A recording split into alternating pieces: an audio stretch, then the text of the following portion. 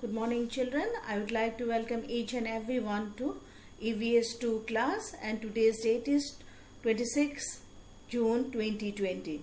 So children, you all know that we have completed our syllabus for PT1, and today we are going to start with our revision work. So let us first begin the class with lesson 1, and the name of the lesson is What is History? So to know what is history, I have written it here. You have to know first history, you have to know the meaning. And what is the meaning of history, children? History is the study of the past. So what is history? History is the study of the past. Then come types. How many types of history there are?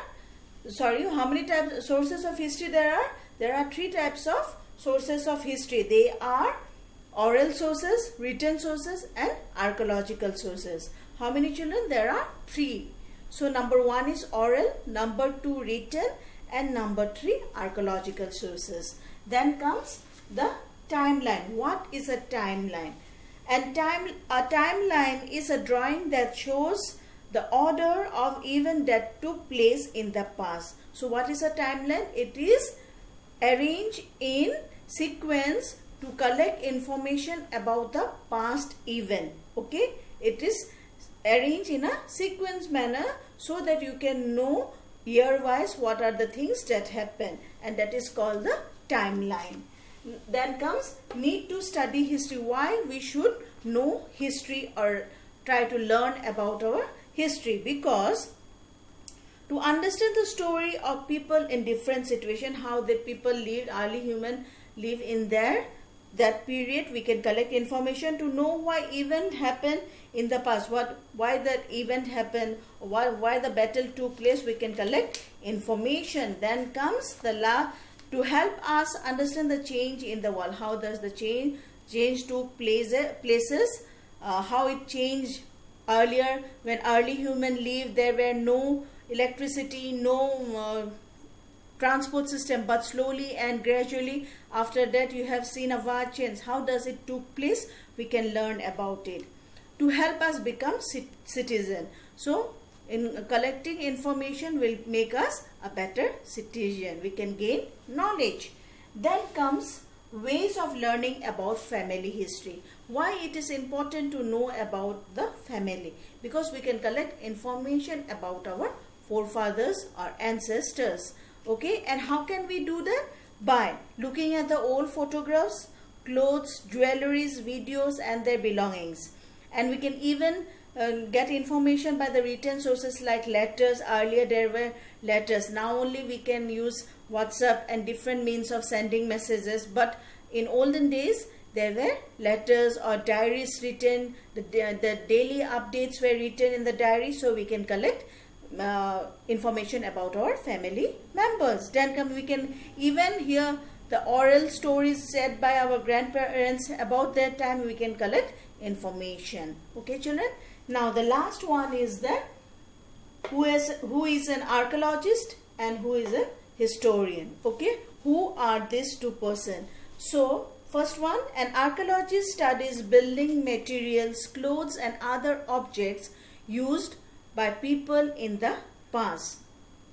So what is the job of an archaeologist? To dig, to excavate and find out the information, and they move from place to place. Field work they does more. But the historian, what they do? They believe in documented information. They believe in proofs and they write it. Okay, and what is written? A historian studies the meaning of the text in the book and other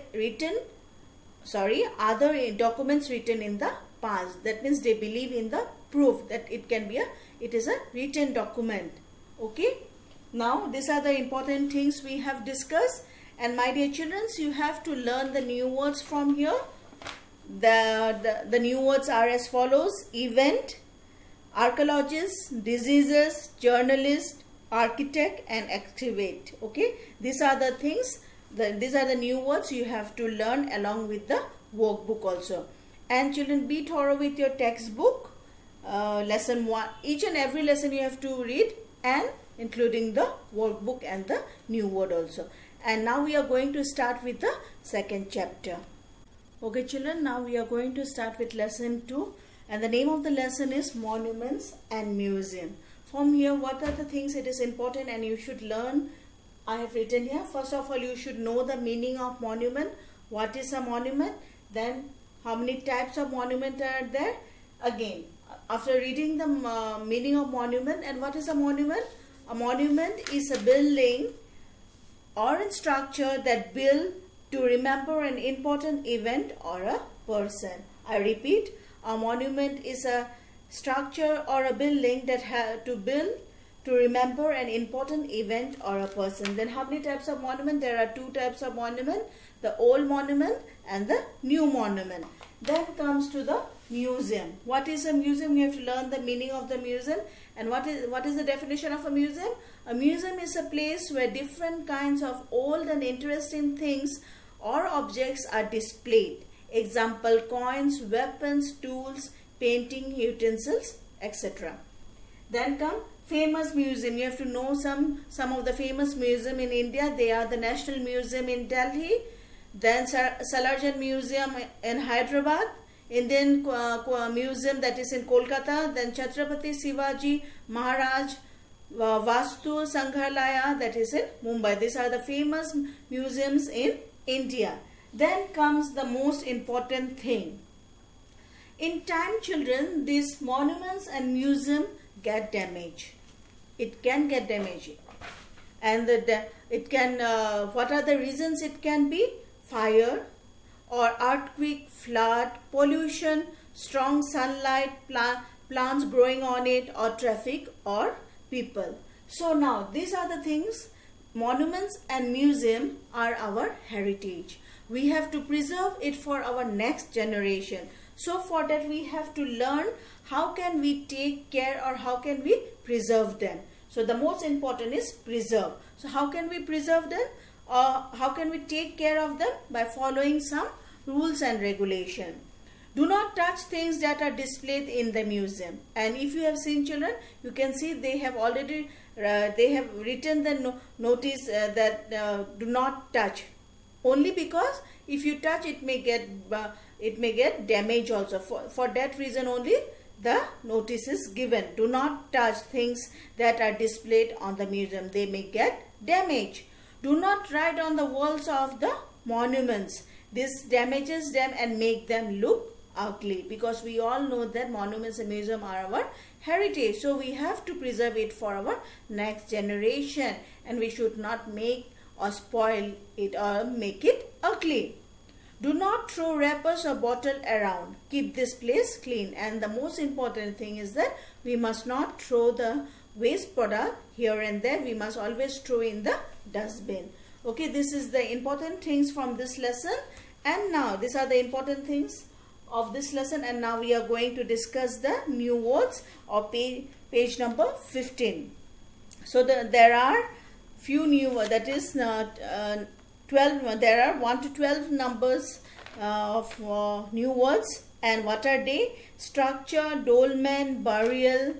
Then comes victory, pillars, farmlands, discover, preserve, capture, pollution, minaret and sandal are all the new words. So children, you have to learn the new words also. You have to learn the workbook question answers plus the new words and read the textbook thoroughly. That is the second chapter. Now we are going to start with the third lesson.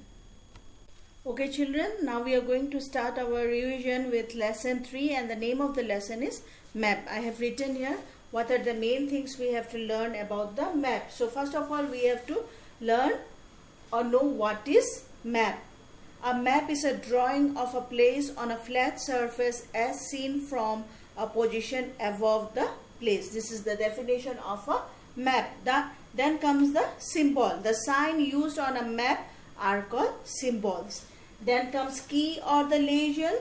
The symbols, colors and what they show is explained in key or the legend. All the description are given in the key or the legend. Then comes direction. So how many direction are there? There are 4 main direction. They are north, south, east and west. Then comes what is a compass? A compass is an instrument used to show the 4 direction. Then comes the landmark. What is a landmark? A landmark is a building or a natural object that help us to find our place or the destination. Then comes the last one, scale. What is the use of a scale? As we are impossible to mark the actual place on the map, so we use scale. Okay children, these are the important things you have to learn from the lesson map, and even that you have to learn the new words also. From here, what are the few new words are there? View, route, state and neighborhood. And before I wind up the class children, I want to wish you all the best for your PT1 exam. And children, again I would like to give you a reminder that please children send the answer script in PDF form, and moreover you have to write your name, class, roll number, section clearly in each and every single answer script. Okay children, and please write with good handwriting. And that's all for today. Thank you and take care and have a nice day.